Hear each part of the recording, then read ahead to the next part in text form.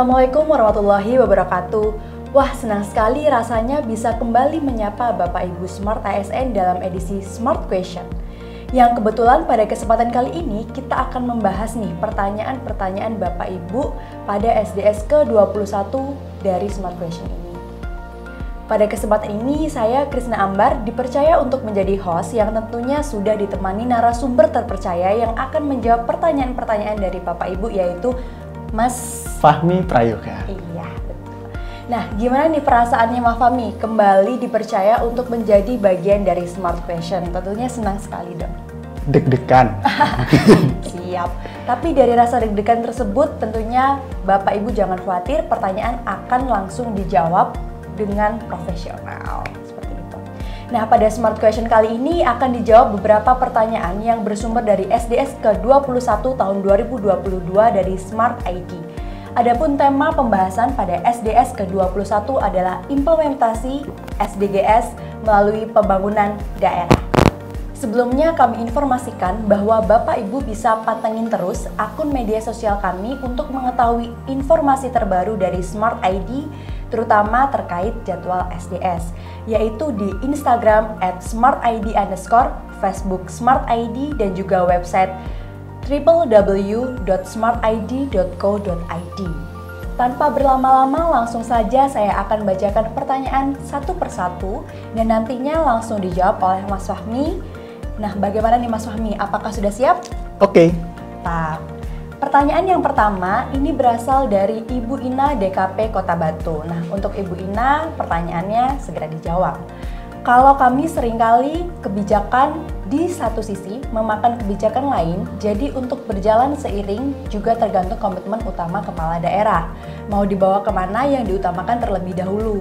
Nah, pertanyaannya adalah, kalau dari segi akademis, bagaimana menyikapi perubahan ekosistem dunia yang saat ini, yang tentunya dinamis seperti pandemi COVID dan PMK dalam keberlanjutan arah kebijakan SDGs pembangunan pemerintah?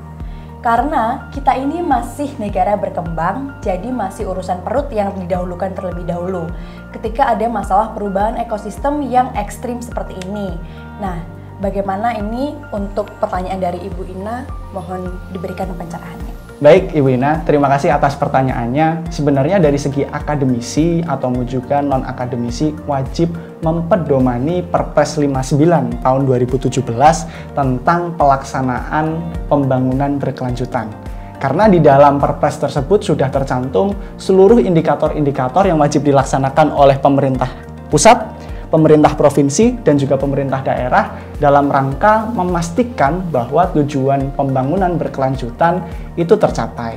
Hanya saja memang kaitannya dengan implementasi perlu kita pastikan keselarasan antara apa yang dikerjakan oleh pemerintah daerah, provinsi, dan nasional melalui perencanaan-perencanaan yang sudah dilakukan atau yang akan dilakukan ke depan. Seperti baru saja muncul Perpres 111 tahun 2022 tentang update dari Perpres 59 tahun 2017 tentang pelaksanaan pembangunan berkelanjutan yang itu khusus untuk target tahun 2024. Dan di dalam Perpres tersebut sudah di breakdown pengampunya ya, pelaksana dari indikator-indikator tersebut.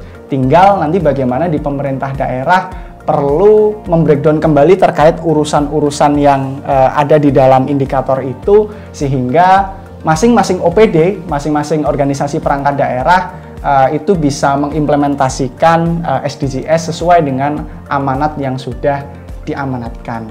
Justru kaitannya dengan urusan perut seperti yang disampaikan Bu Ina, itu harus kita pastikan tidak hanya sekarang urusan perut itu bisa dijamin, tapi juga ke depan melalui SDGs ini bisa juga dijamin. Iya, seperti itu Ibu Ina. Pertanyaan dari Ibu Ina sudah terjawab secara jelas dari Mas Fahmi sendiri. Semoga jawabannya itu seperti harapannya Ibu Ina yang diinginkan. Pertanyaan yang kedua berasal dari Raka Sukadana, Pemkab Badung, Bali. Bagaimana relevansi antara KLHS dengan SDGs yang mampu memberi jaminan kemandirian pangan, keberlangsungan hidup makhluk hidup, dan sustainable development? Ini Mas Fahmi bagaimana untuk pencerahan dari pertanyaan dari Mas Raka Sukadana? Baik, terima kasih Bapak Raka Sukadana dari Pemkab Badung, Bali. Jadi pertanyaannya adalah kaitannya dengan SDGs dan juga KLHS. Seperti kita ketahui bahwa KLHS ini kan ada dua gitu ya, KLHS yang murni lingkungan hidup dan juga KLHS RPJMD. KLHS RPJMD ini ada di Permendagri 7 tahun 2018 yang itu relevan dengan SDGs, indikatornya sama persis, amanahnya pun sama gitu, KLHS RPJMD untuk memastikan SDGs. Disitulah sebenarnya relevansi yang harus dikaitkan. Seperti kita ingat bahwa di dalam SDGs itu terdapat 4 pilar, sosial, ekonomi, lingkungan, dan juga hukum tata kelola. Di poin lingkungan, di poin lingkungan ini, itulah sebenarnya indikator-indikator atau poin-poin di dalam SDGs itu bisa memberikan jaminan terkait lingkungan hidup sendiri, mulai dari keberlangsungan hidup makhluk hidup, sustainable development secara luas, dan juga kemandirian pangan, termasuk dari berbagai SDGs yang lain atau tujuan-tujuan yang lain, mulai dari tujuan 1 sampai dengan tujuan yang terakhir. Nah, mungkin seperti itu jawaban dari Mas Fahmi terkait dengan pertanyaan Bapak Raka Sukadana mengenai KLHS dengan SDGs yang tentunya bisa sesuai dengan harapannya yang diinginkan oleh Bapak Raka Sukadana.